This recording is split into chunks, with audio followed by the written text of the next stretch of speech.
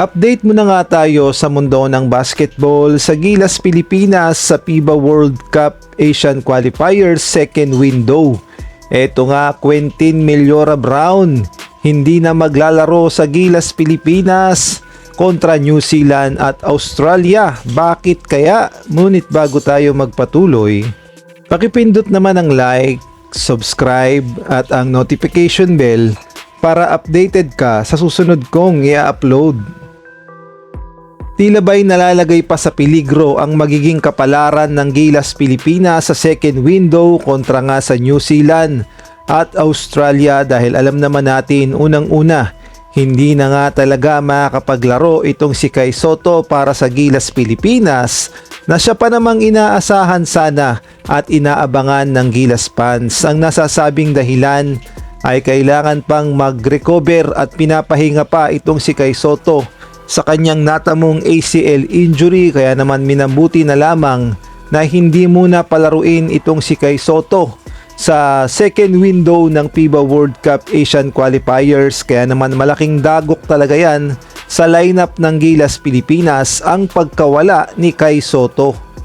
Kaya naman expected na natin na liliit ang lineup ng Gilas Pilipinas dahil ang natitirang big man itong si AJ Edu na may height na 6'10" at gayon na rin itong si Abay na may height na 6'10". Sila lamang dalawa ang maaasahang big man ng Gilas Pilipinas at sila lang dalawa ang magtutulungan para sa Gilas Pilipinas dahil retired na itong si Japet Aguilar at hindi na nga maglalaro para sa Gilas Pilipinas. At ito nga ang bad news, ang inaasahan pa sana na big man ng Gilas Pilipinas na si Quentin Meliora Brown na may height na 6'10" na makakatulong sana kay AJ Edu at Junmar Fajardo, ayon nga sa report ay mas pinili na hindi maglaro para sa Gilas Pilipinas sa second window kontra sa New Zealand at gayon na rin sa Australia. At ayon na rin nga yan sa naging report ng Spin.ph. Ang sabi nga dito, QMB is out. QMB has chosen not to join us. So ibig sabihin, sariling desisyon ni Quentin Meliora Brown na hindi maglaro para sa Gilas Pilipinas. Ngunit ay na rin mismo kay Coach Tim Cone ay nagpaliwanag naman daw ang kampo ni Quentin Meliora Brown kung bakit hindi siya makakapaglaro sa Gilas Pilipinas, at ay na rin mismo kay Coach Tim Cone na hindi naman niya mapipilit yung mga players na ayaw maglaro. Hindi naman daw kasi kagaya ng mga Barangay Ginebra players na kapag ayaw maglaro ay pwedeng ma-hold ang sahod. Iba daw kasi ang usapan sa mga players sa Gilas na hindi nila mapipigilan kung ayaw talaga maglaro.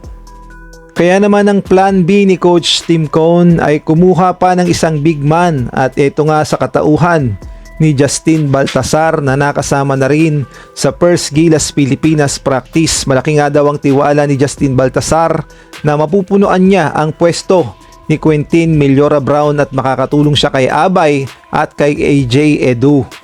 Ngunit marami nga ang nagsasabi na mukhang malalagay sa alanganin ngayon ng Gilas Pilipinas dahil unang-una, all out ang lineup ng Australia at New Zealand dahil siguradong magpapadala sila ng kanilang pinakamalalakas na team dahil gusto nilang makapanalo kontra sa Gilas Pilipinas dahil dagdag puntos nga yan upang makwalify sa 2027 FIBA World Cup sa Qatar. Kaya naman malaking hamon talaga para sa Gilas Pilipinas na yung mga inaasahan nating ace player ay hindi makakapaglaro kagaya na lamang ni Kai Sotto at Quentin Meliora Brown.